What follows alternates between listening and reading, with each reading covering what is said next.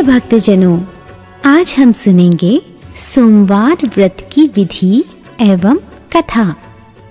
सोमवार व्रत की विधि। सोमवार का व्रत साधारणतया दिन के तीसरे प्रहर तक होता है। व्रत में फलाहार या पारण का कोई खास नियम नहीं है, किंतु यह आवश्यक है कि दिन रात में केवल एक ही समय भोजन करें। सोमवार के व्रत में शिव जी, पार्वती जी का पूजन करना चाहिए। सोमवार के व्रत 3 प्रकार के हैं। साधारण प्रति सोमवार, सौम्य प्रदोष और 16 सोमवार। विधि तीनों की एक ही जैसी है। शिव पूजन के पश्चात कथा सुननी चाहिए। प्रदोष व्रत 16 सोमवार। कथा तीनों की अलग अलग हैं, जो आगे लिखी गई हैं। सोमवार व्रत कथा। एक बहुत धनवान साहूकार था, जिसके घर धन आदि किसी प्रकार की कमी नहीं थी, परंतु उसको एक दुख था कि उसके कोई पुत्र नहीं था। वह इसी चिंता में रात दिन रहता था। वह पुत्र की कामना के लिए प्रति सोमवार को शिव जी का व्रत और पूजन किया करता था तथा सायंकाल को शिव मंदिर में जाकर शिव जी के श्री विग्रह के सामने दीपक जलाया करता था। उसके इस भक्ति भाव को देखकर एक समय श्री पार्वती जी ने शिव जी महाराज से कहा कि हे प्रभु, यह साहूकार आपका अनन्य भक्त है और सदैव आपका व्रत और पूजन बड़ी श्रद्धा से करता है। इसकी मनोकामना पूर्ण करनी चाहिए। शिव जी ने कहा, हे पार्वती, यह संसार कर्म क्षेत्र है। जैसे किसान खेत में जैसा बीज बोता है वैसा ही फल काटता है, उसी तरह इस संसार में जैसा कर्म करते हैं वैसा ही फल भोगते हैं। पार्वती जी ने अत्यंत आग्रह से कहा, महाराज, जब यह आपका अनन्य भक्त है और इसको अगर किसी प्रकार का दुख है तो आपको अवश्य ही वह दुख दूर करना चाहिए, क्योंकि आप सदैव अपने भक्तों पर दयालु होते हैं और उनके दुखों को दूर करते हैं। यदि आप ऐसा नहीं करेंगे तो मनुष्य आपकी सेवा तथा व्रत क्यों करेंगे? पार्वती जी का ऐसा आग्रह देख शिव जी महाराज कहने लगे, हे पार्वती, इसके कोई पुत्र नहीं है। इसी चिंता में यह अति दुखी रहता है। इसके भाग्य में पुत्र ना होने पर भी मैं इसे पुत्र की प्राप्ति का वर देता हूँ, परंतु यह पुत्र केवल 12 वर्ष तक जीवित रहेगा। इसके पश्चात वह मृत्यु को प्राप्त हो जाएगा। इससे अधिक मैं और कुछ इसके लिए नहीं कर सकता। ये सब बातें साहूकार सुन रहा था। इससे उसको न कुछ प्रसन्नता हुई और न ही कुछ दुख। वह पहले जैसे ही शिव जी महाराज का व्रत और पूजन करता रहा। कुछ काल व्यतीत हो जाने पर साहूकार की स्त्री गर्भवती हुई और 10वें महीने में उसके गर्भ से अति सुंदर पुत्र की प्राप्ति हुई। साहूकार के घर में बड़ी खुशी मनाई गई, परंतु साहूकार ने उसकी केवल 12 वर्ष की आयु जानकर कोई अधिक प्रसन्नता प्रकट नहीं की और ना ही किसी को यह भेद बताया। जब वह बालक 11 वर्ष का हो गया तो उस बालक की माता ने उसके पिता से विवाह आदि के लिए कहा। तब वह साहूकार कहने लगा कि अभी मैं इसका विवाह नहीं करूँगा। अपने पुत्र को काशी जी पढ़ने के लिए भेजूंगा। फिर साहूकार ने अपने साले अर्थात बालक के मामा को बुलाकर उसको बहुत सा धन देकर कहा, तुम इस बालक को काशी जी पढ़ने के लिए लेकर जाओ और रास्ते में जिस स्थान पर भी जाओ यज्ञ करते और ब्राह्मणों को भोजन कराते जाओ। वह दोनों मामा भांजे यज्ञ करते और ब्राह्मणों को भोजन कराते जा रहे थे। रास्ते में उनको एक शहर पड़ा। उस शहर में राजा की कन्या का विवाह था और दूसरे राजा का लड़का जो विवाह कराने के लिए बारात लेकर आया था वह एक आंख से काना था। उसके पिता को इस बात की बड़ी चिंता थी कि कहीं वर को देख कन्या के माता पिता विवाह में किसी प्रकार की अड़चन पैदा न कर दें। इस कारण जब उसने अति सुंदर सेठ के लड़के को देखा तो मन में विचार किया कि क्यों ना दरवाजे के समय इस लड़के से वर का काम चलाया जाए। ऐसा विचार कर वर के पिता ने उस लड़के और मामा से बात की तो वे राजी हो गए। फिर उस लड़के को वर के कपड़े पहनाकर तथा घोड़ी पर चढ़ा दरवाजे पर ले गए और सब कार्य प्रसन्नता से पूर्ण हो गया। फिर वर के पिता ने सोचा कि यदि विवाह कार्य भी इसी लड़के से करा लिया जाए तो क्या बुराई है। ऐसा विचार कर लड़के और उसके मामा से कहा, यदि आप फेरों और कन्यादान के काम को भी करा दें तो आपकी बड़ी कृपा होगी और मैं इसके बदले में आपको बहुत कुछ धन दूंगा। तो उन्होंने स्वीकार कर लिया और विवाह कार्य भी बहुत अच्छी तरह से संपन्न हो गया। परंतु जिस समय लड़का जाने लगा तो उसने राजकुमारी की चुंदड़ी के पल्ले पर लिख दिया कि तेरा विवाह तो मेरे साथ हुआ है, परंतु जिस राजकुमार के साथ तुझको भेजेंगे वह एक आंख से काना है और मैं काशी जी पढ़ने जा रहा हूँ।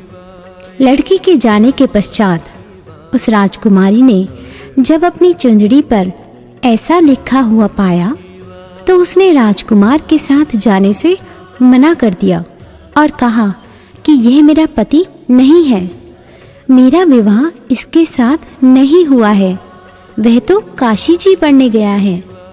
राजकुमारी के माता पिता ने अपनी कन्या को विदा नहीं किया और बारात वापस चली गई। उधर सेठ का लड़का और उसका मामा काशी जी पहुंच गए। वहां जाकर उन्होंने यज्ञ करना और लड़के ने पढ़ना शुरू कर दिया। जब लड़के की आयु 12 साल की हो गई उस दिन उन्होंने यज्ञ रचा रखा था कि लड़के ने अपने मामा से कहा, मामा जी आज मेरी तबीयत कुछ ठीक नहीं है। मामा ने कहा, अंदर जाकर सो जाओ। लड़का अंदर जाकर सो गया और थोड़ी देर में ही उसके प्राण निकल गए। जब उसके मामा ने देखा कि वह बालक मुर्दा पड़ा है तो उसको बहुत दुख हुआ और उसने सोचा कि अगर मैं अभी रोना पीटना मचा दूं तो यज्ञ का कार्य अधूरा रह जाएगा। अतः उसने जल्दी से यज्ञ का कार्य संपन्न कर ब्राह्मणों के जाने के बाद रोना पीटना आरंभ कर दिया। संयोगवश उसी समय शिव पार्वती जी उधर से जा रहे थे।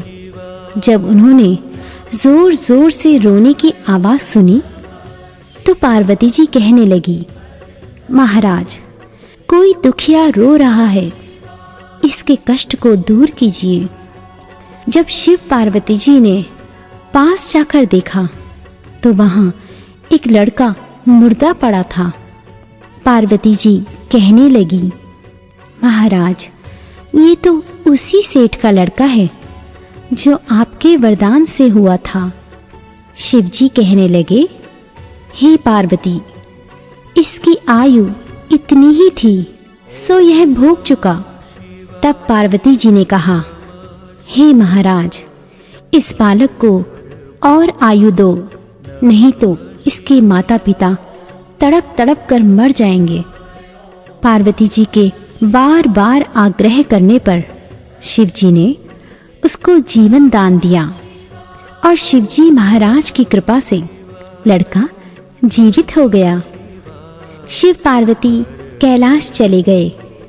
तब वह लड़का और मामा उसी प्रकार यज्ञ करते और ब्राह्मणों को भोजन कराते अपने घर की ओर चल पड़े। रास्ते में वे उसी शहर में आए जहां उसका विवाह हुआ था।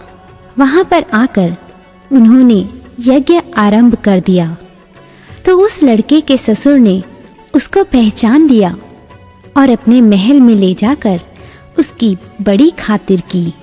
साथ ही बहुत दास दासियों सहित आदरपूर्वक लड़की और जमाई को विदा किया।